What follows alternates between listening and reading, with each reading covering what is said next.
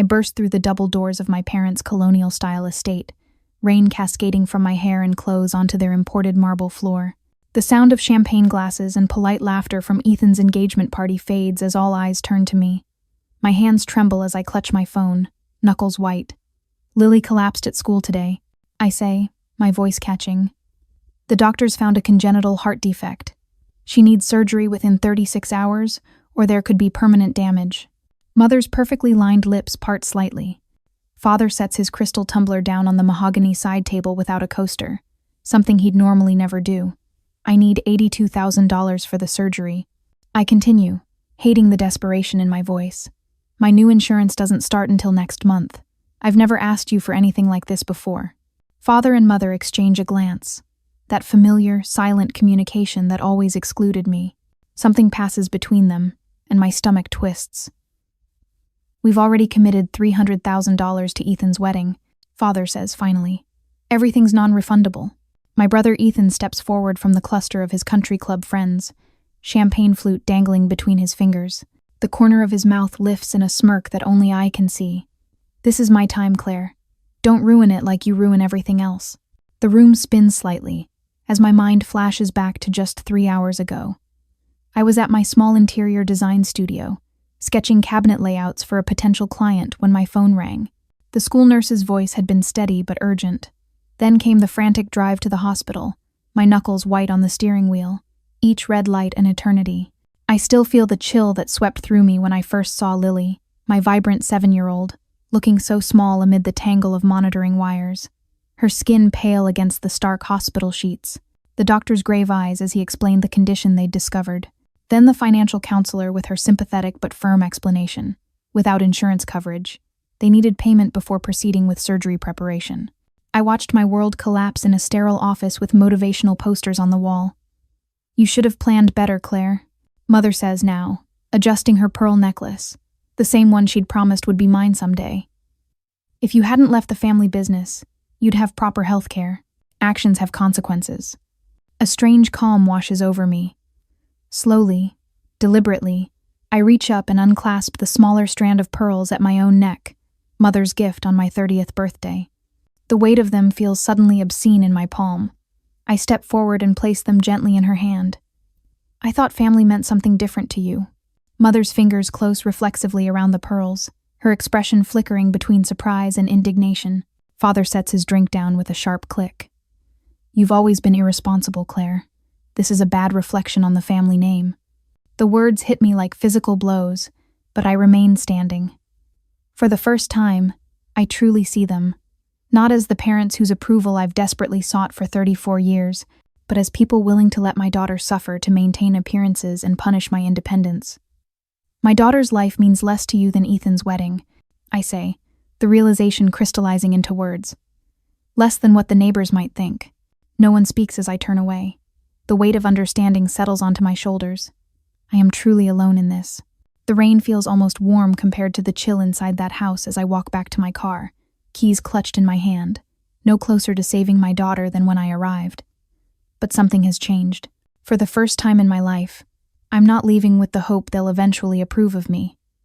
I'm leaving with the certainty that I need to find another way. Back at home, I find it in the bottom drawer of my old desk, a manila folder my father must have accidentally left behind when he was last here inspecting my small home office. My hands shake as I pull out the financial statement. Matthew's Family Holdings, liquid assets, $2.4 million. The room tilts sideways. I slide down the wall to the floor, my palm pressed hard against my mouth to keep from screaming. It wasn't about the money at all. They have millions sitting in accounts, gathering interest. They simply chose Ethan over Lily, my independence over her life. The phone rings, jarring me back to reality. The hospital's number flashes on the screen. Mrs. Lewis? This is Janice from Financial Services. I'm calling about Lily's procedure. My chest tightens. Yes? We'll need a deposit by morning to continue preparation for surgery.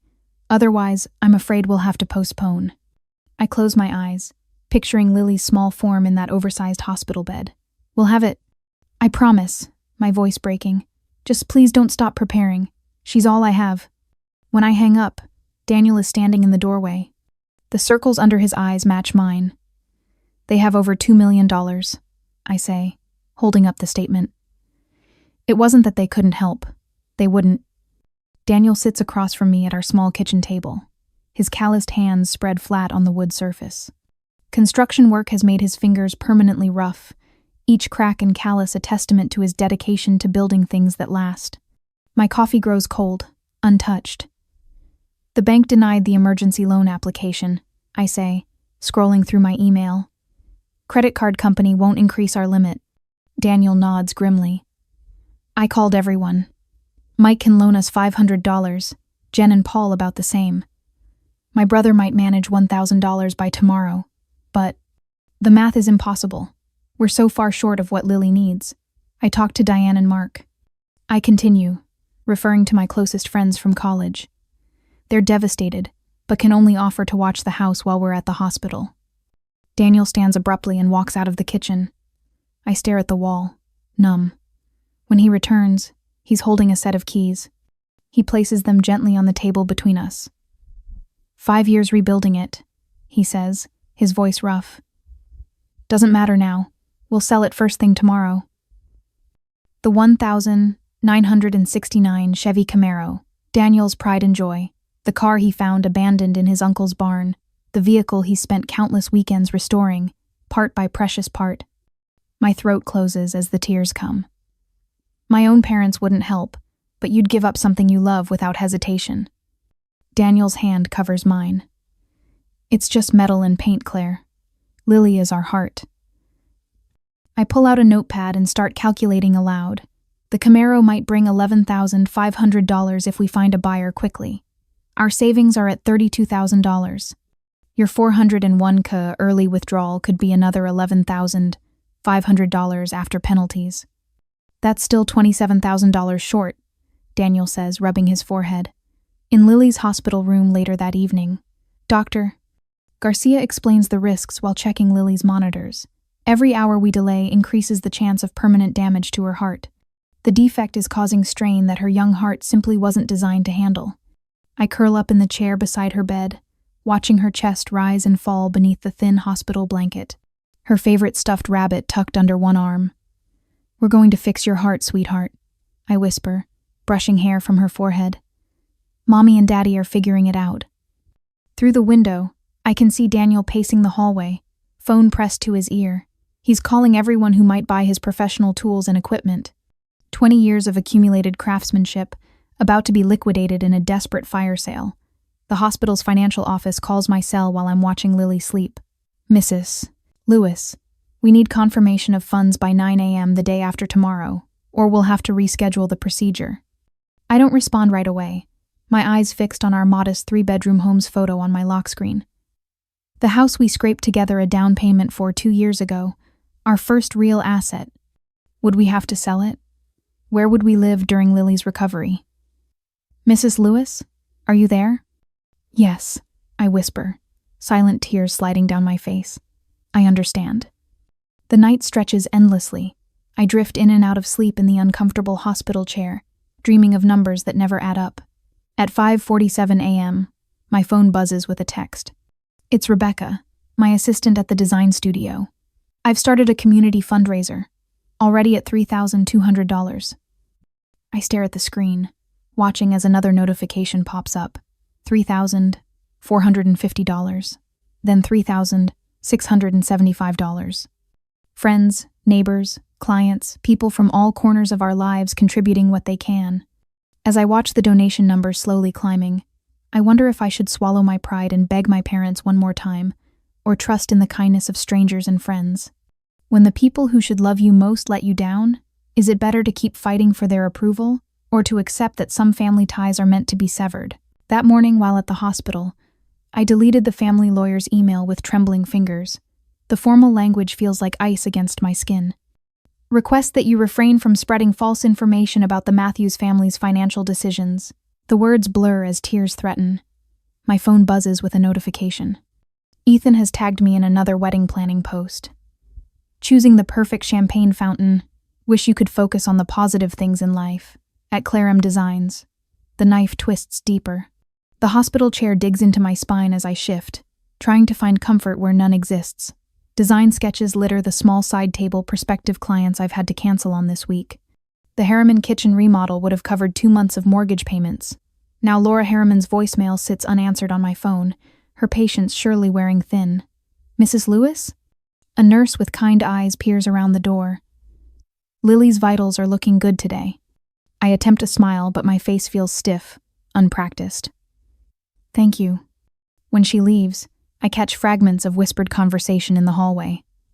That's the one. Poor little girl whose grandparents wouldn't help. With all their money? Shameful. I press my palms against my eyes, willing the burning sensation away. The community fundraiser Rebecca started has reached $38,000 miraculous, but still not enough. Even with Daniel's Camaro sold and our savings emptied, we're short. Later that day, Daniel arrives after his second consecutive double shift, dark circles like bruises beneath his eyes. He sold his professional-grade tools 3 days ago, leaving him to borrow equipment from coworkers. His calloused hand finds mine, squeezing gently. "How's our girl?" he asks, voice rough with exhaustion. "Sleeping now," the doctor says. A soft knock interrupts us. A woman in a sensible cardigan stands in the doorway, clipboard pressed to her chest. "Mrs. Lewis, I'm Diane from Social Services. I wanted to talk to you about charity care options." My cheeks burn with shame as she sits beside me, speaking gently. There's no shame in needing help. Many families face medical crises they couldn't possibly prepare for. I nod mechanically, listening as she explains the application process, the income verification, the waiting period that might be too long for Lily. When my phone rings with an unknown number, I almost ignore it, certain it's another collection agency about the credit card I maxed out for Lily's medications. "Mrs. Lewis, this is Gerald Warren from the Seattle Chronicle. I'd like your statement about the Matthews family scandal." I hang up, throat tight. Our private nightmare has become public spectacle, another entertainment for people who don't know us. Late that night, my neck cramping from the awkward angle of the hospital chair, I watch Lily's chest rise and fall beneath the thin blanket. Her favorite stuffed rabbit, Captain Carrot, sits guard by her pillow, one ear threadbare from years of love. "Mom?" Her voice is small, frighteningly weak. I'm immediately alert. "I'm here, sweetheart. When can I go home?" The simple question breaks something inside me. I stroke her hair, so much like mine. "Soon." I lie, hating myself for it. "The doctors are working very hard to fix your heart." Her eyelids flutter closed. "It doesn't hurt anymore." "That's good, right?" I swallow hard. "That's very good." But it's not. The medications masking her pain can't fix the ticking clock of her heart condition. Dawn breaks over the hospital parking lot as I stand at the window, forehead pressed against the cool glass. These days without proper sleep have left me hollow-eyed and trembling. The coffee from the nurse's station tastes like metal in my mouth. A soft knock startles me. The door opens slowly to reveal 2 figures I hadn't expected.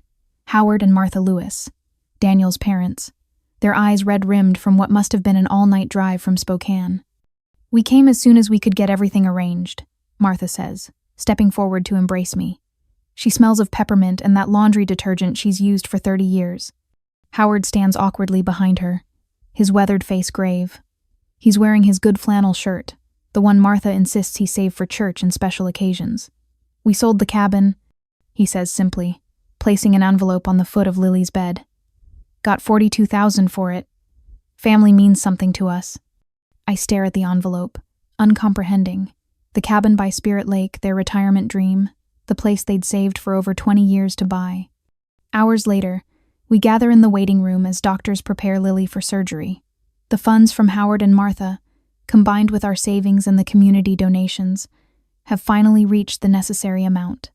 The surgeon's confidence is cautious but real.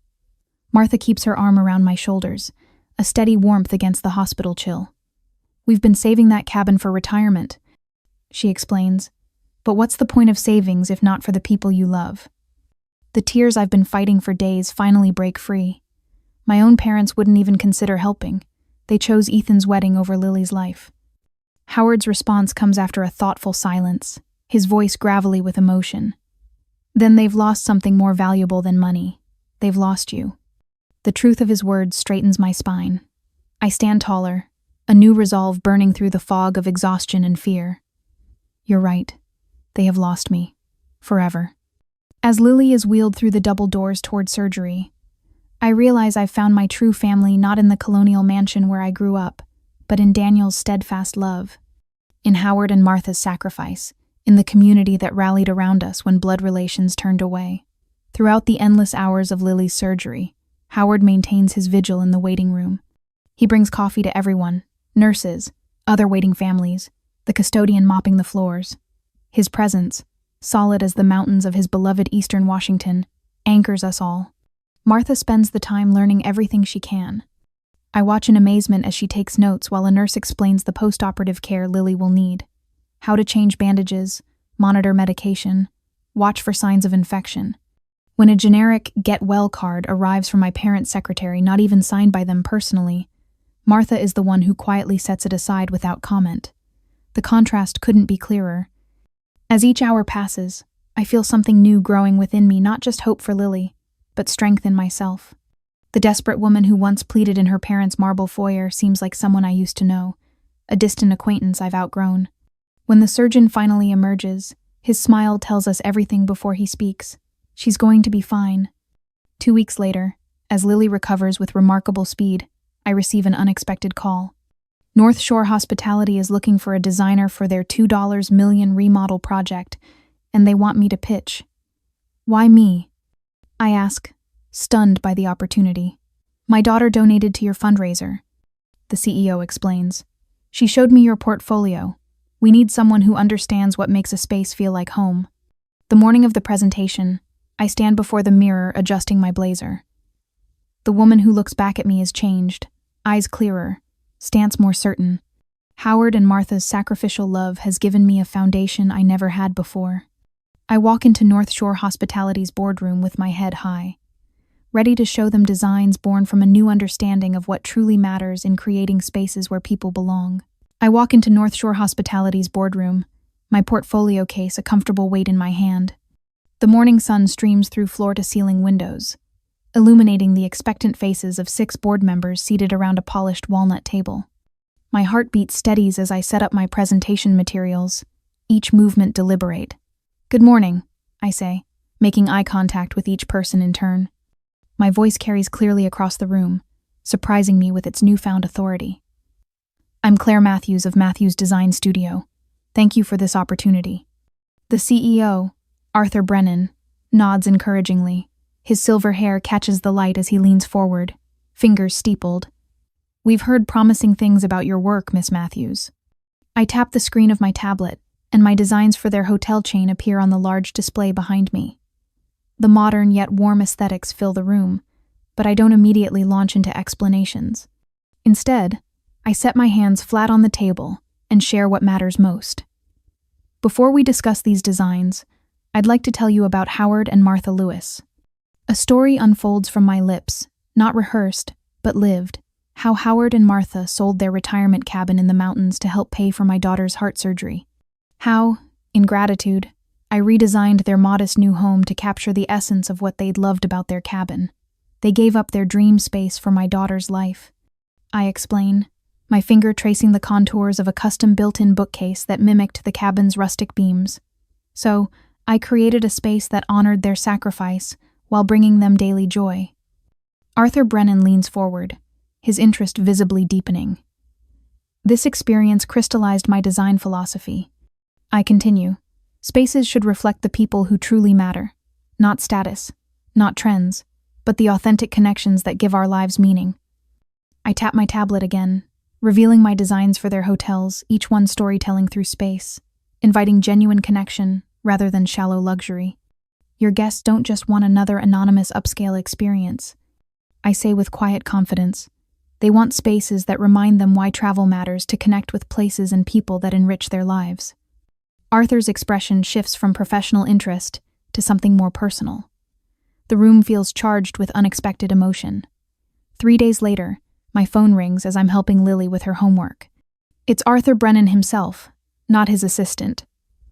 Claire, something unusual happened yesterday, he begins. I received a call from Richard Matthews. My stomach tightens at my father's name. Of course he would interfere. He suggested you might be emotionally unstable after some recent family drama. Arthur's tone remains neutral, revealing nothing. The pencil in my hand freezes midair. I see. I found his interference distasteful, to be frank. Arthur's voice warms, especially since I know exactly what you've been through. You do? The question slips out before I can stop it. My daughter needed heart surgery when she was 9. Different condition, same terror for a parent. His voice grows quiet with remembered fear.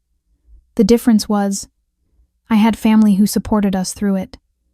A lump forms in my throat. That makes all the difference. It does. Arthur pauses. The board unanimously approved your proposal. $2 million, Claire. The largest contract in our recent history. The room spins slightly as the magnitude hits me. Lily looks up from her math problems, sensing something important. Thank you, I manage. You won't regret this. I know we won't. Another pause. There's something else. Our 10-year contract with Matthews Furniture is up for renewal next month. Would you prefer we sever that relationship? The question catches me completely off guard. My parents' business losing such a significant contract would accelerate their financial troubles. Part of me, a small, wounded part, feels a flicker of satisfaction at the thought. Should I let my parents' business suffer consequences naturally? I wonder silently, or would actively contributing to their downfall make me just like them? Before I can answer, Arthur continues, no need to decide now. Think it over. After we hang up, I sit with Lily at our kitchen table, watching her carefully form numbers on her homework sheet. I'm suddenly overcome with the realization that life has fundamentally changed. The next morning brings more evidence of this shift. Daniel's construction company partners officially with my design studio for the implementation phase of the North Shore project. His crew will bring my designs to physical life, our professional relationship mirroring our personal one built on mutual respect and shared values. Howard makes 3 calls before lunch, connecting me with former business associates who've been looking for fresh design perspectives. They're good people. He assures me, the kind who value integrity as much as profit margins. When client meetings run long, Martha steps in, picking Lily up from school and overseeing her recovery exercises. My daughter's laughter fills the house when I return home, her heart monitor reading steadily improving week by week. 6 months later, Matthews Design Studio opens its 3rd office. The Seattle Business Journal runs a feature story, Designers Rise Despite Family Adversity, how Claire Matthews built an empire on authentic values. The journalist captures a candid photo of me reviewing blueprints with Daniel, Howard, offering input over my shoulder, while Martha and Lily arrange fabric samples nearby. The image appears on the cover of Architect's Vision magazine alongside the headline, Family Business Redefined. Meanwhile, whispers spread through Seattle's business community. Matthews Furniture loses 2 major contracts in a month. A former client mentions awkwardly at a networking event that people are choosing sides. Public sympathy tilts decidedly in my direction. Ethan calls one evening, his voice uncharacteristically subdued. I didn't get the promotion at Westlake Partners, he says without preamble. Someone on the board mentioned questionable family values during deliberations. I say nothing, letting the silence stretch between us. This isn't fair, Claire, he finally continues. What happened with Lily was unfortunate, but business is business. Yes, I reply simply. Business is business. The following week, an envelope arrives bearing my parents' distinctive monogrammed stationery. Inside, a formal letter requests a meeting to resolve family matters in a mutually beneficial manner. I place it on my desk, neither answering nor discarding it, as I turn my attention to the blueprints for North Shore's flagship hotel renovation. My designs spread before me like a map to a future built on my terms, not theirs. A week later, at my office, I arranged the financial statements in a neat row on my desk. A paper trail of my parents' wealth, their perfectly capable bank accounts, and their deliberate choice to let Lily suffer. The recording device sits beside them, ready. My new office, with its floor-to-ceiling windows overlooking downtown Seattle, feels like a fortress compared to the cramped studio where I received that life-changing call about Lily's heart. When my assistant announces their arrival, I straighten my charcoal blazer and take a deep breath. 3 knocks, then the door swings open. They look different. Dad's silver-streaked hair lacks its usual precise styling. Mom's cream blouse shows a small coffee stain near the collar. These details would have been unthinkable 6 months ago. Claire. Dad attempts his boardroom smile, but it wobbles at the edges. Your office is impressive. Mom's eyes dart around, lingering on the design award displayed prominently on my credenza. You've done well for yourself. What do you want? I keep my voice level, professional. The way I speak to difficult clients. They exchange a look. Dad clears his throat. We're in a bit of financial trouble. Temporary, of course. Mom adds quickly. We need $110,000 to avoid foreclosure on the house and the business, Dad says, his voice lacking its usual authority. Just until we restructure. I raise an eyebrow but say nothing. We're family, Claire. Mom leans forward, her pearl necklace swinging. Family helps each other through difficult times. Dad's jaw tightens. If you refuse, you're no better than you accused us of being. I've rehearsed this moment for weeks, yet the audacity still stuns me. I press a button on my desk, and a voice fills the room, Dad's voice from that rainy night. Asterisk, you've always been irresponsible, Claire. This is a bad reflection on the family name. Asterisk. Their faces pale as I silence the recording. I found this in our old desk drawer. I slide the first financial statement across my polished desk. This shows you had $2.4 million in liquid assets the night Lily needed surgery. Another document follows. This is your discretionary spending from the previous month. $14,000 on wine for your cellar. $22,000 for Mom's weekend in New York with her friends. I place a third paper between us. This is what the hospital payment plan would have been. Less than what you spent on Ethan's engagement party catering and all the wedding preparations. Finally, I set down 3 photographs. Howard holding Lily's hand in the hospital, Martha reading to her during recovery, both of them sleeping in uncomfortable chairs beside her bed. And these were taken while you and Ethan attended his rehearsal dinner at Canlis. My voice remains steady. You showed me what family isn't. Howard and Martha showed me what it is. Dad's face reddens. We were teaching you independence. You needed to stand on your own. And now you can do the same. I hold his gaze until he looks away. The late afternoon sun streams through the windows, casting my shadow long across the office. I reach under my desk and lift a sleek aluminum suitcase, placing it between us with a decisive thud. I spin the combination locks and open it. Neat stacks of cash fill the interior. Exactly $110,000. Dad reaches for it instinctively. I keep one hand firmly on the handle. This isn't forgiveness, I say. It's my freedom. I'm buying my way out of being your daughter. Mom gasps, pressing her hand to her throat. You can't mean that. Blood is blood. I stand, feeling the power shift complete itself. In my tailored suit, with my successful business, and my daughter safely recovered, I no longer need their approval or their love. Howard gave blood for Lily's transfusion. I say quietly. What did you give? Dad's face crumples, his carefully constructed facade falling away. For the first time in my life, I see him recognize that money can't buy back what truly matters. Take it and go. I release my grip on the suitcase. Consider all ties severed. We're done. Mom reaches toward me, but I step back. Claire, please. My receptionist will see you out. I watch from my window as they exit the building 30 floors below. 2 small figures hurrying to their car, the suitcase clutched between them. Within days, news spreads through our social circles. My parents sell their colonial mansion, moving to a small rental apartment across town. The furniture business, our family legacy for 3 generations, struggles without its former connections. Ethan's lavish wedding becomes a modest affair. The country club reception is downgraded to a restaurant party. The guest list shrinks as former friends send polite regrets. I tell myself I don't care. That chapter of my life is closed, the page is turned. But sometimes, watching Lily play with Howard and Martha, I wonder if complete severance is truly possible, or even right. A cream envelope arrives in my mail one Tuesday afternoon. Ethan's wedding invitation, scaled down and simple. Inside, on hotel stationery, a handwritten note in my brother's sharp handwriting. I was wrong. I'm sorry. I place it on my desk, unopened, uncertain whether to build a bridge or burn it completely. 1 year later, I stand in my downtown Seattle office, watching the skyline shimmer in the afternoon Sunday.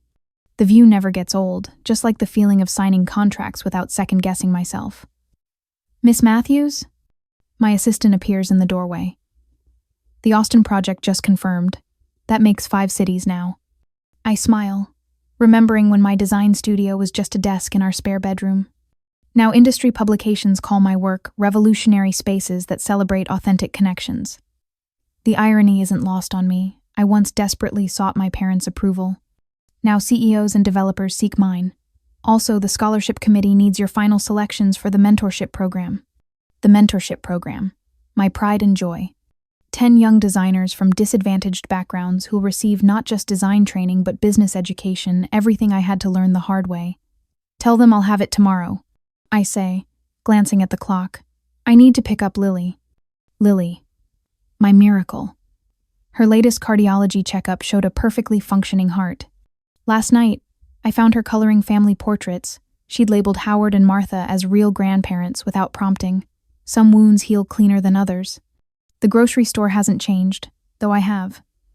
I once counted pennies here, buying generic medicine and calculating what we could afford until payday. The fluorescent lights still flicker in aisle 3. Aren't you Claire Matthews? A woman approaches, hesitant. From the Architectural Digest feature? A year ago, I would have lowered my eyes, hurried away, ashamed of being recognized while buying budget cereal. Now I meet her gaze steadily. That's me, I answer warmly. Your story. She glances down, then back up. After I read about how you stood up to your family, I finally told my mother she couldn't control my children's upbringing anymore. Her voice wavers. 20 years of manipulation, and your story gave me courage. I squeeze her hand gently. Sometimes the family we choose matters more than the family we're born into. Her eyes glisten with understanding as we part. Sunday afternoon in our backyard feels like something from a Norman Rockwell painting, if Rockwell painted biracial families and suburban barbecues. Daniel flips burgers while Lily runs through the sprinkler, her laughter cutting through the summer heat. Howard and Martha sit under the oak tree, their gray heads bent together in conversation. Neighbors arrive with homemade pies and potato salad. No pretension, no designer labels, no calculated social maneuvering, just genuine connection. Howard raises his glass of lemonade. To the family we chose and the love that saved us all. Lily runs up, water dripping from her curls, clutching a crayon drawing. 5 stick figures hold hands beneath a giant sundae. It's us, she announces proudly. Our real family. Martha pulls her close, kissing the top of her head. I catch Daniel's eye across the yard, and our silent exchange says everything about the life we've built from the ashes of what we lost. Later that evening, I stand at my office window again, finalizing plans for the Matthews Family Foundation, a nonprofit to help families with children needing emergency medical care. The irony of keeping the Matthews name isn't lost on me. Some wounds heal differently than others. A reflection appears in the glass, a familiar figure standing in my doorway. My mother looks older, her perfect posture slightly stooped, her designer outfit not quite as crisp as I remember.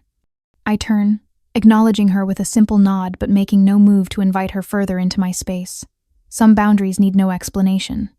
As I watch her walk away, I wonder, is true forgiveness possible without reconciliation?